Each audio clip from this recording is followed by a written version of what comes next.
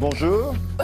Bonjour. On va commencer par la littérature Olivier de Lamberterie qui, traditionnellement, le vendredi, termine toujours ce télématin parce qu'il n'a jamais le temps.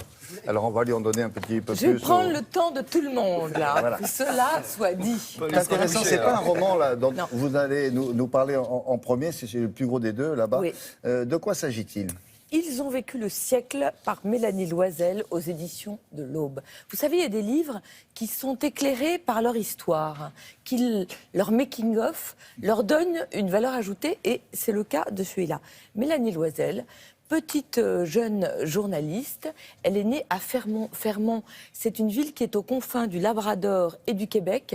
C'est la seule ville au monde où on a construit un mur de 1 km de long pour protéger la ville des vents du Nord. En gros, en janvier, il fait moins 55. Seulement. Ah oui, Voilà. Mais ils vivent dessous, dedans, Donc, mais ils pas dehors. vivent calfeutrés dans une espèce de bunker. Et alors, en quoi ça entraîne le fait d'écrire des livres comme ça ? Le père de Mélanie, il est mineur dans une mine de fer pendant 40 ans. Et Mélanie Loisel, elle aurait pu rester 40 ans et toute sa vie dans sa ville. Sauf qu'elle avait envie de voir du pays et de connaître le monde. Elle s'installe à Québec. Par son seul travail, par un système de bourse, elle gagne plein de bourses, elle est envoyée en Tunisie, elle commence à travailler à Radio-Canada. La fille, elle est vraiment maligne, travailleuse et forte. Et puis malheureusement, le journalisme est un métier qui est un peu crépusculaire et économiquement compliqué en ce moment.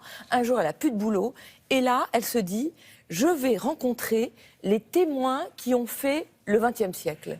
Les témoins, les survivants des guerres, des dictatures, des génocides, des révolutions. Sur son mail, tac, tac, tac, elle envoie comme ça des mails. Et genre, le lendemain, on lui dit « Ok, rendez-vous à Stockholm dans 3 semaines à 10h du matin. Rendez-vous à Beyrouth. » Oui, mais Et là, elle a une force de conviction, parce qu'en général, ces gens-là, ils ont été sollicités, mais 100 fois. Ils disent, ça va, je parle plus de tout ça, j'en ai Elle assez. a une force de conviction, c'est exactement ce que dit Phan Thi Kim Phuc dans une préface. Qui est cette femme dont on ne connaît absolument pas le nom, mais forcément vous la connaissez, c'est la petite fille sur la photo.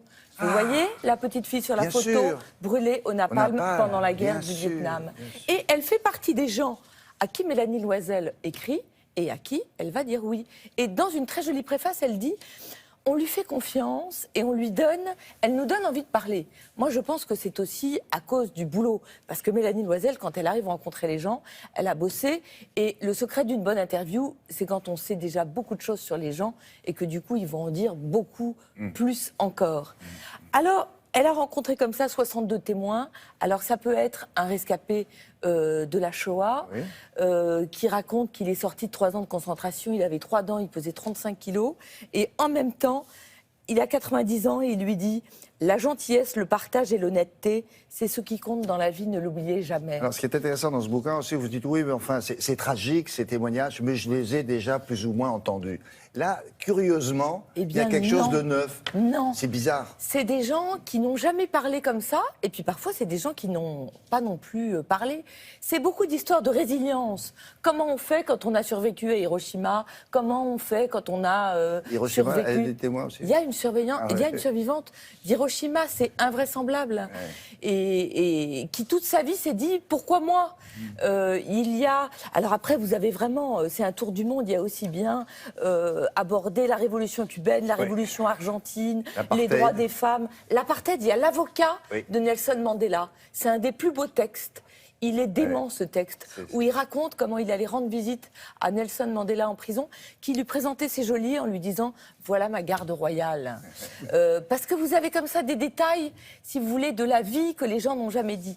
Et, à mon avis, le texte le plus incroyable, c'est celui de François Bizot. François Bizot, c'est cet ethnologue français qui a été arrêté au Cambodge et prisonnier dans le camp d'extermination de Douche.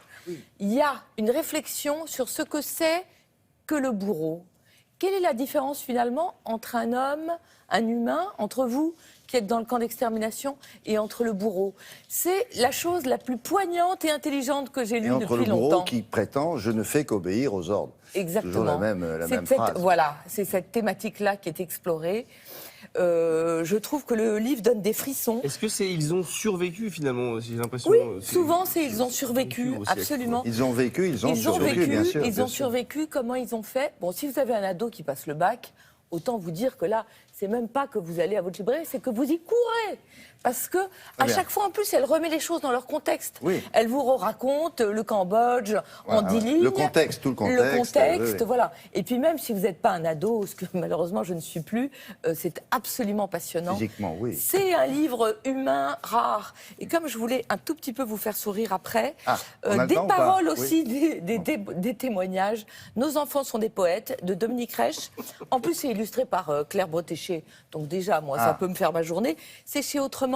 Dominique Reich, c'est un prof d'histoire et géo dans un lycée professionnel des quartiers nord de Marseille. Autant dire qu'il ne doit pas rigoler tous les jours. Et pourtant, il adore son métier et il rigole. Alors, il y a des perles qui montrent un peu le degré d'inculture qui peut exister. Qui montre le mais travail pas qui seulement. reste à parcourir. Oui, Voilà, c'est c'est pas ça. seulement. Il vaut mieux le dire comme ça. Je trouve qu'en même temps, ça dit quelque chose de très fort sur la manière dont ils vivent leur époque. Alors, il y en a que j'adore. Hein. Ma mère, elle m'a dit, ma fille, je ne veux pas que tu lises, ça va te donner des idées. Moi, celui-là m'a bien plu. Oui, mais vous savez que dans certains pays, ça, c'est... C'est comme ça que les mauvais problèmes genre, commencent. C'est comme ça Mais il que y ça en se a un passe. que je trouve très très fin. Monsieur, vous savez qu'il y a des gens qui n'ont pas la télé? Je le sais, oui. C'est drôle, non? Bah non, pourquoi? Non, comme ça, de toute façon, moi je m'en fous, je l'ai. Et les gens, ils font ce qu'ils veulent. Tu as raison. Mais ce que je ne comprends pas, c'est pourquoi ceux qui n'ont pas la télé, ils n'arrêtent pas de le dire. Comme certains profs, ils ont un problème avec ça, non? Et est-ce que c'est pas extrêmement juste, les gens qui ont pas la télé? C'est vrai. On n'a pas la télé, on s'en vante. Exactement. Oui. C'est chez Autrement, Bon. Dominique Reich, nos enfants sont des poètes. Voilà. Bouffée de bonheur. Alors évidemment, le temps qui reste, maintenant, c'est foutu pour vous. Non, c'est pas vrai. C'est pas vrai. J'ai 2 diapositives de vacances à vous Oui, faire. oui, oui. On va faire Et ça nous, on vite fait, adore voilà. votre famille. Alors,